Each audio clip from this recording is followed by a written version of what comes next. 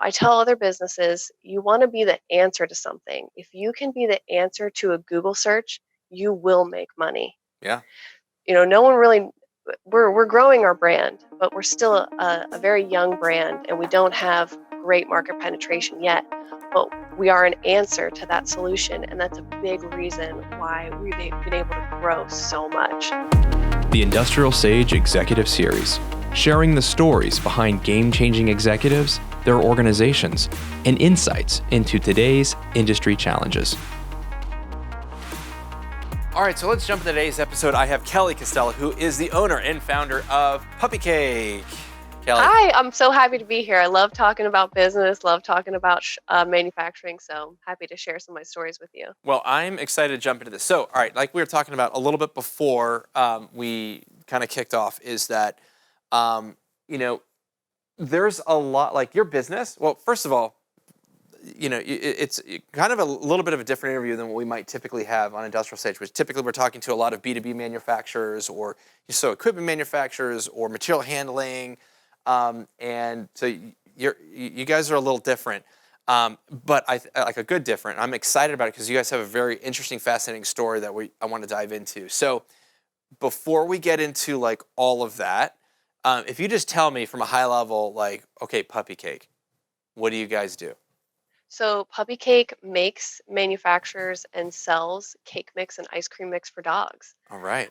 We sell a ton on Amazon, and a lot of our business is actually business to business. We sell to a lot of independent pet stores and a couple of larger stores as well. Okay, that's awesome. So I really want to get into your story. I'm super excited. So I mean, there's like Shark Tanks involved with this, and we're talking about how the business has been around since before the Great Recession, and that was all fun, and all kinds of things in between and that in there. So tell me, take me back to the beginning. Why, how did Puppycake start? So I used to work for a sales and marketing firm, and one of my clients was Pillsbury. Okay. And so I was looking at their old cake mix ads, and I thought, oh, wouldn't that be great if they made that for dogs? And then I thought, I could do that. So I started researching it. There wasn't anything on the market for it. And I created some recipes, did a bunch of testing, and after a couple of months, launched it. So I was 21 when I came up with the idea, and then I turned 22 shortly after that.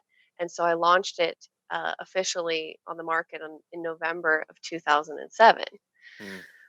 So we got started. I was young, bright-eyed, young, and bushy-tailed, and thought that having come from the consumer packaged good background with working for larger companies like Pillsbury and Smuckers, I really ambitiously thought that I would be pacing to $1 million by the end of my first year. And I was so wrong. One of the biggest challenges that I faced is after I launched it, the recession started to hit. Mm-hmm. And after the bailout, banks weren't lending money anymore. So even at 22, the amount of credit that was extended to me was kind of unreal. Today, it's not happening. But I had like one line of credit that was like $15,000, and I had a $7,800 balance on it. After the recession, they reduced my line of credit to only $8,000. So I had $200 over what I owed. And essentially, I had no money to be able to run my business.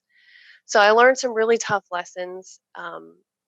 Had to kind of restructure and focus on more grassroots sales because that's the only thing that I could afford was me making phone calls because I just had no money to grow the business. And the first couple years were really tough. And like you mentioned, I got on Shark Tank in 2012. So after a couple years of struggling, a producer found my products and sent me an email and asked me if I'd be willing to audition. So in 2011, I filmed for Shark Tank, and then in February 2012, it aired. And after that, I mean, it really set up my business for success. I got some great advice from the Sharks. I did not get a deal. I mean, my numbers were pitiful.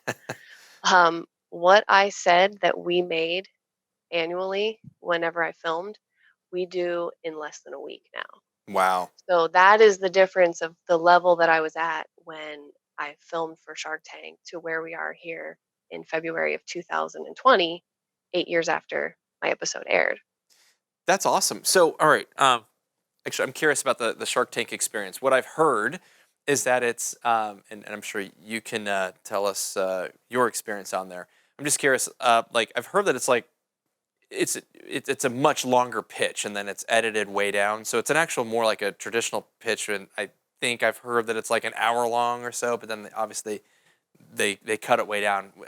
Is that kind of how it runs? Yeah, you're Okay. right. I was in there for probably 45 minutes or so.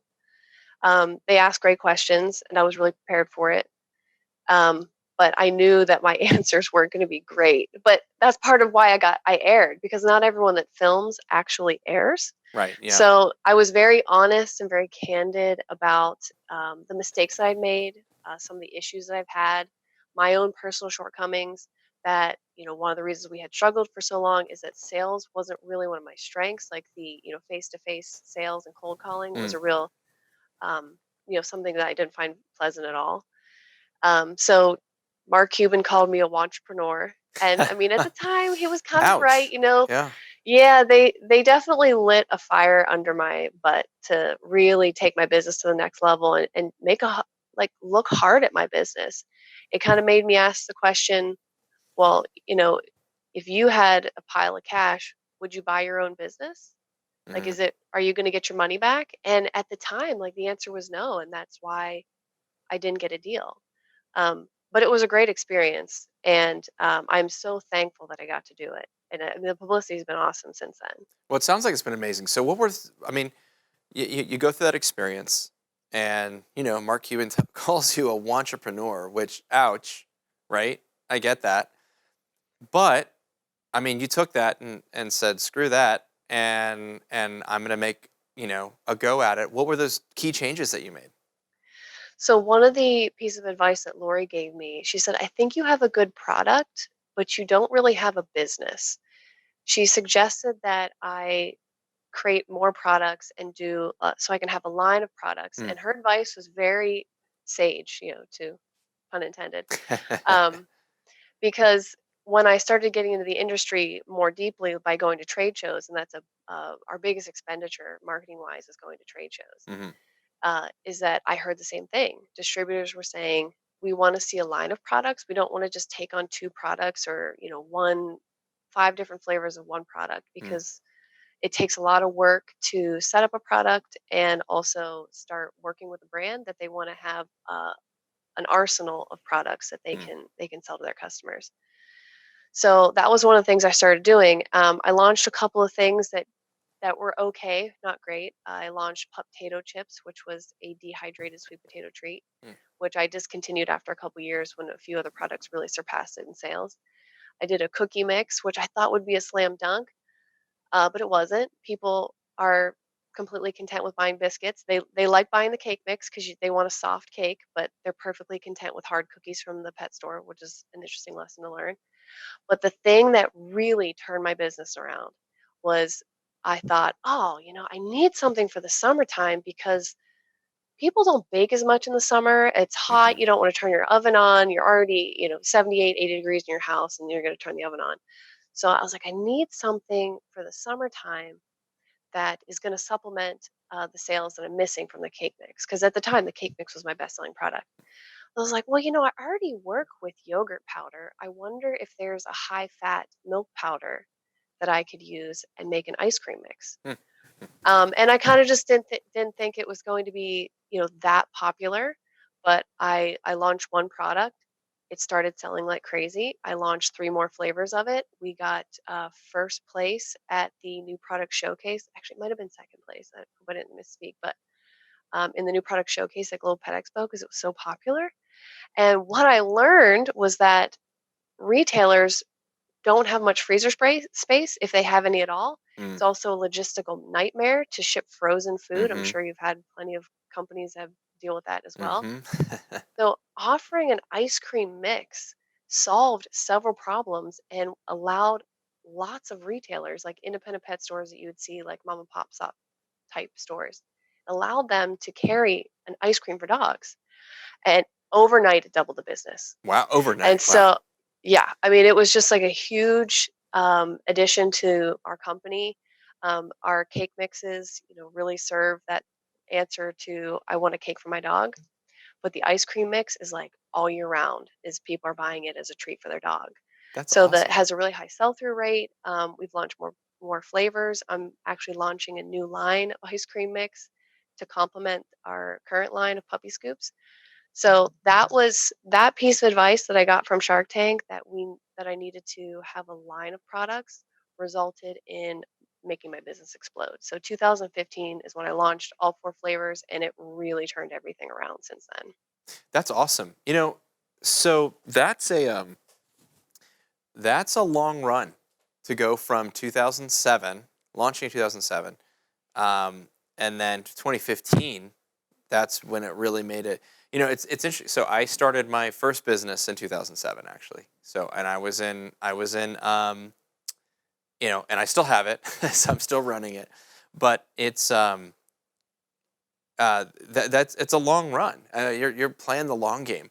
What kept you motivated, and what pushed you through? I mean, I know there's tons of ups and downs. I know that when your line of credit gets cut like that, and you're like, crap, I owe more now than what the actual, like, my balance is higher than what the actual limit is because they just came in and did this.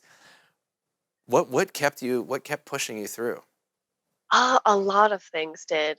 I think part of it was like my gut saying Mm, that I had a good company and that if I stuck with it, I could, it's like little things, good things kept happening to encourage me to keep at it. And because it continued to grow, I mean, it wasn't profitable, but it continued to grow. And so I thought, and I wasn't doing it full time, I was doing it part time. I mean, partly out of necessity, mm-hmm. just because it wasn't making me any money for the longest time. Um, but I aired in 2012, and then we launched Ice Cream Mix, or sorry, before we launched Ice Cream Mix in 2013, I got this really, really big order with BarkBox. It's a subscription box. That's probably the most popular dog product subscription box in the United States. They placed an order for like 40,000 units of my potato chips, Wow. and I had to do my business full time. And so then once I was literally hungry because I was completely relying on my business to Mm, feed me and put gas in my car, that was the push that I needed to, be creative, be innovative, and figure out how I could take my company to a profitable level where it would be worth it for me.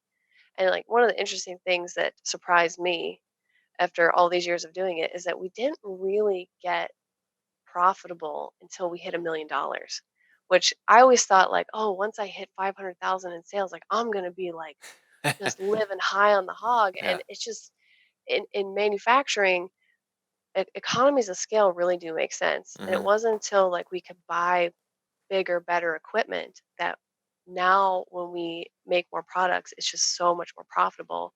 And that $1 million was kind of like our break even point almost. Yeah. Once we hit that, then things really took off. Yeah. That's awesome. So, let's talk about the manufacturing a little bit in this space. So, traditionally, I mean, typically, I mean, we'd work with, especially at the outset, a co-packer or some, developing something there. You mentioned that earlier that you are currently manufacturing stuff. So you're not outsourcing that. That is, you have a manufacturing facility where you're doing that. I've always manufactured puppy cake stuff. I would have loved to have had a co-packer, but the minimums were so high. Mm-hmm. Like a minimum for one flavor was like 10,000 units. And then the cost just to have them do it was 25 cents per unit, whereas it was costing me like 5 cents to make a bag of our yogurt icing. Right. And so it just never made sense. I knew that if I hired a co-packer, I would pay a lot of money out of pocket, and then I would have product that would expire because I didn't have enough orders to justify a 10,000 unit minimum. Yeah. So that's why we always manufacture. The interesting thing about doing powders is that you don't really need a lot of equipment to put powder in a bag. Mix it up and put it in a bag. I mean, I started with a Yeah. KitchenAid mixer and an impulse heat sealer, which then I upgraded to a continuous band sealer, thinking I was like, you know, I am it. pretty hot. Yeah. That's awesome. I was like, where have you been all my life? And then just like little bit by little bit, went from literally taking a scoop that I had cut so it was the right volume every time you scooped it and scraped it, to a vibratory filler from Logical Machines up in Vermont, which isn't great for powders, but it was good enough for us because it caused a lot of dust because you're vibrating the powder. Mm. And then my now husband, and he was my boyfriend at the time, is a mechanical genius. He always blushes whenever I say that, but he really is. I found this really cheap form and fill machine in 2016. Uh, and it was cheap because the company that made it said that they would not service it. And so I was able to strike up a really good deal for this form and fill machine, knowing that my husband could fix it for me. And he did have to fix it several times. But we used that Chinese made form and fill machine for a while, where we would literally walk upstairs and dump buckets into the top of the funnel. And then last year we upgraded to buying a brand new Massey Pack machine. Mm.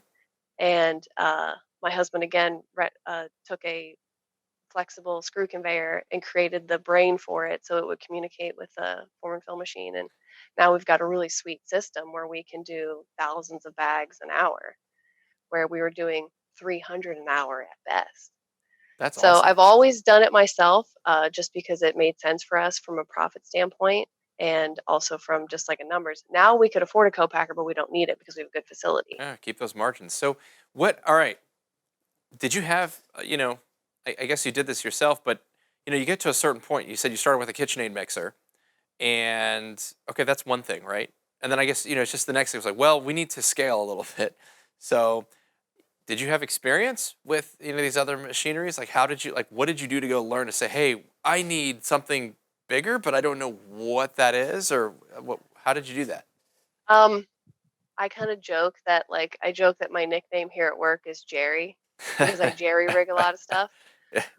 When I was deciding on what my major was going to be in college, it was between business and engineering. Okay. And I decided to do business instead. So I have more of a mechanical brain Mm-hmm. that whenever I see videos, I start thinking like, well, okay, so this is what I'm trying to do. Is there something already on the market that I could buy and sort of jerry rig it to do what we need to do?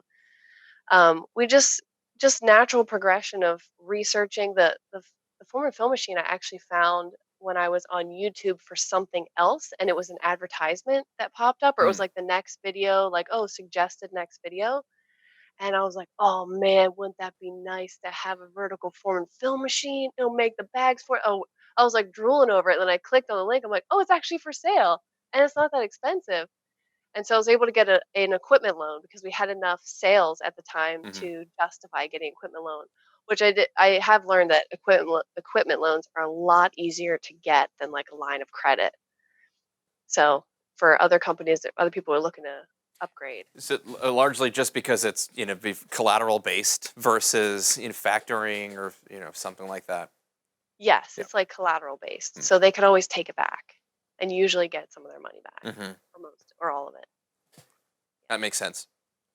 So between myself and my husband, we were able to come up with like the next step.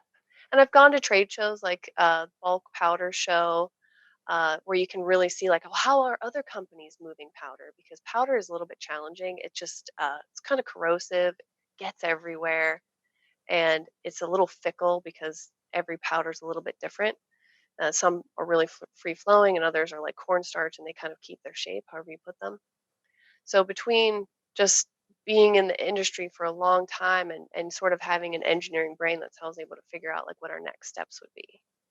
That's interesting. Okay, but all right. So cake mix is one thing. You mentioned, obviously the ice cream thing was kind of was a big piece. So that's, I mean, yes, from a mix standpoint, I get, but you still have to like test out how to actually make it. That's a kind of a different thing. And then you also mentioned chips. That you mentioned you were doing some sort of like you call it puppy chip, or maybe that's now. Potato chips. Okay, yeah, potato chips. Like that's different. Different process there. So you're jerry rigging it. Yeah, I ended up No. discontinuing the Okay. potato chips because I realized that what I could do in 10 man hours on the ice cream mix and what that value would be versus 10 man hours with potato chips. That I mean, makes it was sense. like the difference of like $500 and like $5,000 for the ice cream mix. So, from a profit standpoint, it didn't make sense for us to do something that was really not our core competency. It ended up being for us that powders are our core competency, and that's all we do is just powder. That's very cool. No, it's a super interesting story. I mean, I love the hustle. I love the drive. I love the ingenuity. Like, hey, I'm gonna figure this out. Like, I think that's super fascinating. And obviously, there's a huge drive pushing, because otherwise there would you wouldn't be able to. There's just no way. There's no way. So let's talk a little bit about some of the a big topic in the industry is this digital transformation piece. A lot of manufacturers are struggling and realize, hey, we need to bring in more digital solutions, and we need to throw away the paper process, and we need to look get things a little bit faster, because the world is demanding it. The world that we live in, call it the Amazonification, call it just business in general. We need things better, faster, cheaper. That's always the push. How have you managed to kind of embrace that in your business? So, from the internal manufacturing standpoint, one of the big things that we've added, and I luckily stumbled upon this, was Katana Mrp, which is a cloud-based manufacturing resource planning software. And for us, to dumb it down, it tells me if I make 3,000 packets of peanut butter cake mix on Tuesday, 5,000 bags of banana cake mix on Wednesday, will I have enough resources to make 3,000 pumpkin cake mix on Thursday? Hmm. And if I don't, when will I have it? And do I have enough man hours for it? I have this many employees, they work this many hours. What day will we be able to complete all of this? Hmm. And before we found that, I had a person who I was paying quite a bit of money and was just using spreadsheets. And every time we'd get a change, which we're a smaller company, and one of our benefits is that we can move on a dime, is you get a big order for 3,500 boxes of cake mix, you want to say yes to it. So every time that would happen, you have to sit down the spreadsheet, go back and count all the boxes. Do we actually have enough? Because we don't have a central store inventory system for these components, maybe the finished product, not the components or the Hmm. parts or the raw materials. And that person would spend 30 hours a week just calculating whether or not we had enough Wow. resources Yeah.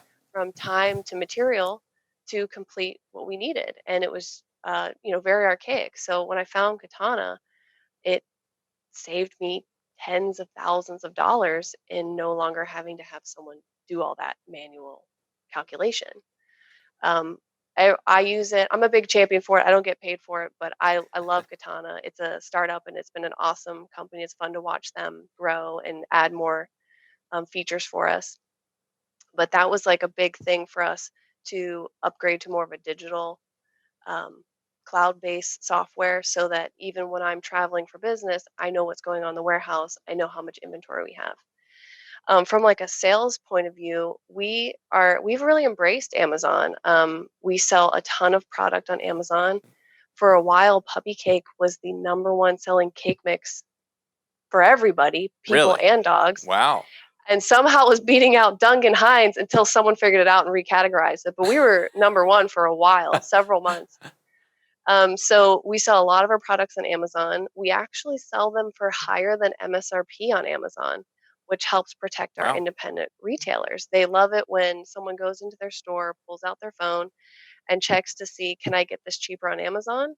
And they see that they can't, so then they buy it in the store. So it's really a win-win for Oh, they us must and love our that. retailers. Yeah. Yeah. So we sell a lot on Amazon. We sell a little bit on our website, and then we also sell to independent retailers, which are our primary customers and really how we grew the business. Amazon, for us, why we're able to be so successful was that when someone Googles dog birthday cake, we're the answer.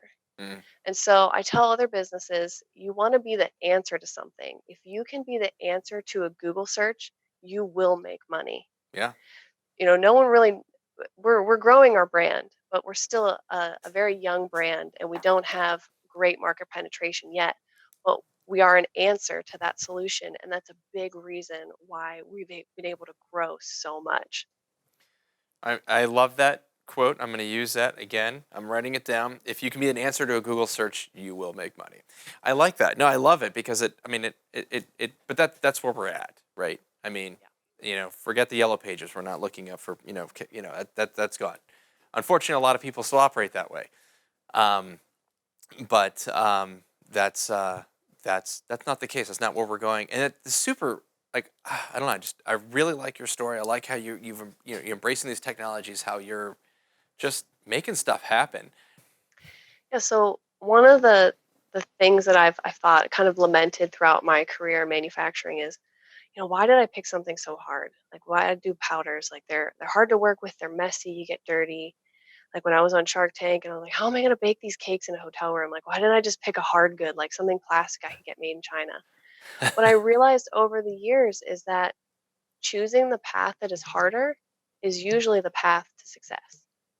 So don't be afraid to do something hard, because if it's hard, that means other people aren't doing it. And that ultimately is going to lead to your success. Oh, that's awesome. I love that. No, you're 100% right. You're 100% right. Anything that's worth it in life is tough. It's hard. I like that. I've been preaching this. The T-shirts and the memes. Oh, the struggle is real, or whatever. I'm like, okay, yeah, the struggle. It's funny, right? The struggle is real, but I want to make a T-shirt, and necessary. Yeah. Like, because there's a piece of value associated with it. So you go back and you look at all those years, the time and the ups and the downs and the freak out and whatever. Like, I feel like it's necessary to go through that. You can't come out on the other side without kind of going through that process, because you certainly don't appreciate it on the back end, because it's the meaning and the purpose isn't there, and you have to go through pain. It's like it's transformative. I got a couple other questions for you that are maybe like, okay, stupid question. I think I know the answer, but could I eat your cake? Like, can humans eat your cake, or is it just for dogs? So technically, I can't recommend that you eat our cake, just because we don't have the health inspections for people. So we Okay, don't have yeah. that level of certification. However, I can tell you that I have tested all of our products. I regularly test our products, like with the new ice cream mix. I will always test that out, and because I know how it's made, and we use all human grade ingredients, and we have very high standards. When we do a voluntary audit annually for good manufacturing practices, Hmm.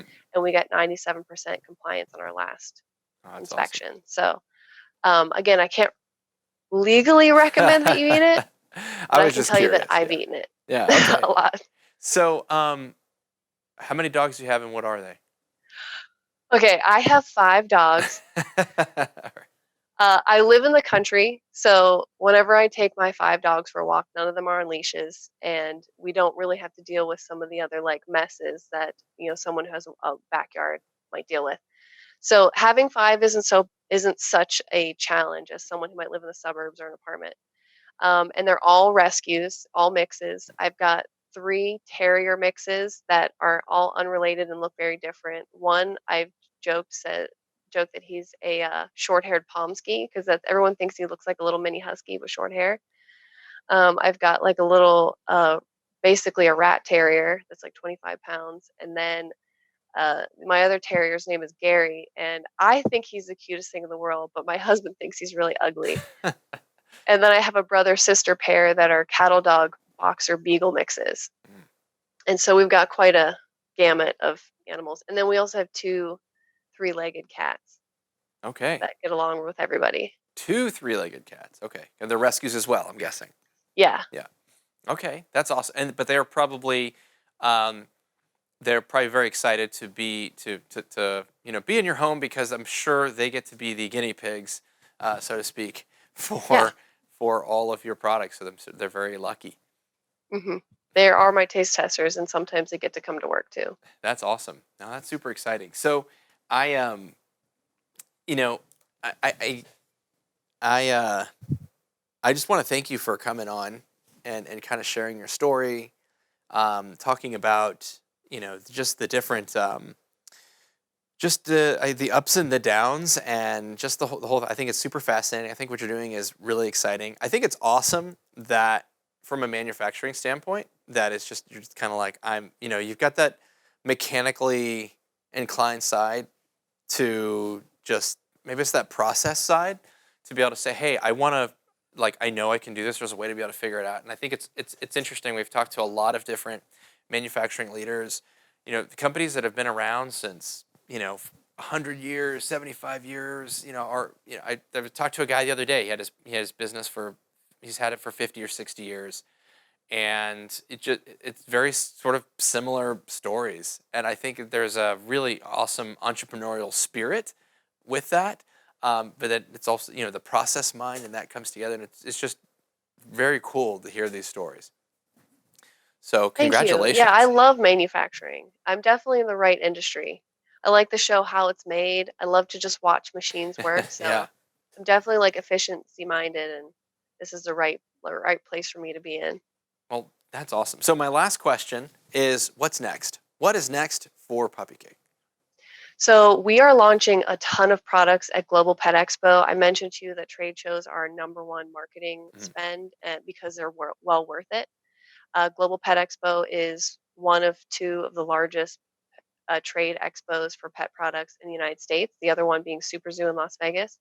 So I'm launching a birthday station floor display to help independent pet retailers have a birthday display instantly in their store, which will include our cake mixes and our ice cream mixes and some toys and accessories. We're also launching the new line of no sugar added ice cream mix called Haagen Dogs. All right. And that's spelled Hoggin. We did get the trademark for it. I just want to make sure we can keep it. Yeah. And then also we're launching a smaller version of our ice creams. We started with a pint size, and now we're launching a cup size because a lot of households have small dogs, like under 25 pounds. Mm-hmm. And so that's also going to come with a gift pack. And so that's what's coming up for us. We've got a really big year. I think it's going to be great. I'm really excited about it. That is awesome. Well, that's super exciting. Again, I've sung your praises a bunch. That's awesome. Keep up the great work and the innovations, and I'm excited to see, what the next 5 to 10 plus years or whatever that is, what that looks like for you, because it sounds like you're really, really onto something, and you have continued success. So congratulations. Thanks for coming on. If people want to come check you out, I'm assuming puppycake.com. Yep, that's it. And I encourage just go check it out. Take a look at the story. I'm sure there's the Shark Tank clips and things on there. You can go Google and do all that stuff. And obviously, if you have dogs and you want to celebrate things, puppycake.com, and you go get them on Amazon or visit a retailer. Right. Yes. All right. Thank you so much. I really enjoyed this. I did too. Thank you. All right. So listen, great. I love this. I'm super excited. I love hearing these kinds of stories. You're going to hear more of this with IndustrialSage as we come out. We've been getting some feedback that hearing entrepreneurial stories and just the people behind how they're starting things, whether it's a manufacturing company that's been around since for 50 or 60 years, or companies that have been around a lot shorter.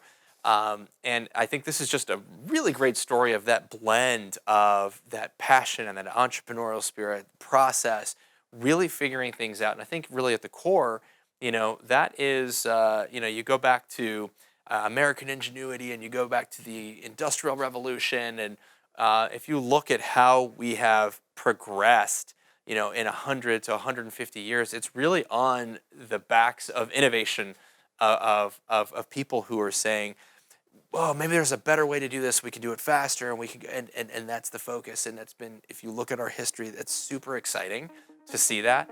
And that's what you're seeing here with Kelly. That's why I loved her story, because it was just like I don't know how this works. We're gonna figure this out. We're gonna do it and make it happen. So that just capturing that spirit. Oh man, I love it. So thank you for listening or watching. We'll be back next week with another episode of IndustrialSage. If you're not on an email list, get on it. We'll get all this information and more. We'll obviously have puppycake.com. You go take a look at them. They'll be in the show notes. And I'll be back next week with another episode of Industrial Sage. I'll see you then. Industrial Sage is an open platform where companies can showcase their expertise and solutions to a captive audience of industrial professionals. Thank you for listening to this week's episode. You can subscribe wherever you get your podcasts, and while you're there, please leave us a review. Want us to tell your story? Go to IndustrialSage.com.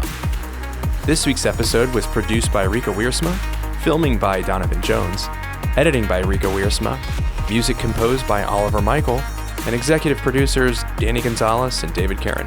This is the Industrial Sage Executive Series.